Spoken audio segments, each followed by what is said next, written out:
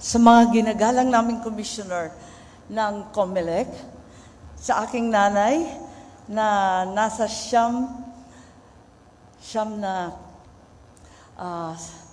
96 years old na, at kasama ng aking mga anak na kailanman hindi nagduda na ako'y mananalo.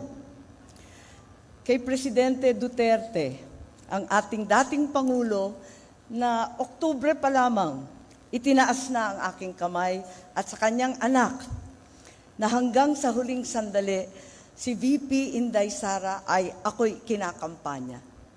Sa inyong lahat, ang tagumpay na ito, kahit gaano kailap at kahirap, ay isang katibayan na kapag ikaw ay nanindigan para sa tama, mananalo ka.